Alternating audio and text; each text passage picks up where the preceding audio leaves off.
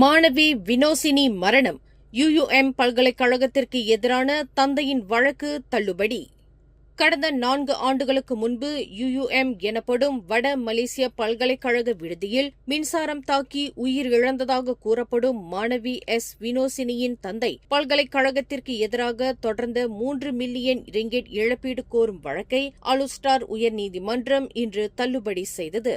மாணவியின் மரணத்திற்கு மின்சாரம் தாக்கியதே காரணம் என்பதையும் பல்கலைக்கழகத்தின் கவனக்குறைவு இதில் உள்ளது என்பதையும் பிரதிவாதி சிவகுமார் நிரூபிக்க தவறிவிட்டதாக நீதிபதி doctor John Lee Kian How என்ற முகமது ஜான் லீ தனது தீர்ப்பில் குறிப்பிட்டுள்ளார். எரிசக்தி ஆணையம் நடத்திய ஆய்வில் விடுதியின் மின்சார கட்டமைப்பும் தொடர்புடைய சாதனங்களும் சரியாக செயல்பட்டது உறுதியானதை குறிப்பிட்ட நீதிபதி புகார்தாரருக்கு 5000 ரிங்கெட் நீதிமன்ற செலவு தொகையை வழங்குமாறு உத்தரவிட்டார். கணக்கியல் துறை 2ஆம் ஆண்டு மாணவியான வினோசினி கடந்த 2022ஆம் ஆண்டு மே 21 அன்று தனது விடுதி அறையில் சடலமாக கண்டெடுக்கப்பட்ட நிலையில் அவரது மரணத்திற்கு நீதி கேட்டு தொடரப்பட்ட இந்த வழக்கு பொதுமக்களிடையே பெரும் கவனத்தை பெற்றிருந்தது. நீதிமன்றத்தின் இந்த முடிவை எதிர்த்து தாங்கள் விரைவில் மேல்முறையீடு செய்ய உள்ளதாக புகார்தாரரின் வழக்கறிஞர் மனோகரன் செய்தியாளர்களிடம் தெரிவித்துள்ளார். மேலும் செய்திகளை தெரிந்து கொள்ள கீழே இருக்கும் பெல் பட்டனை அழுத்துங்கள்.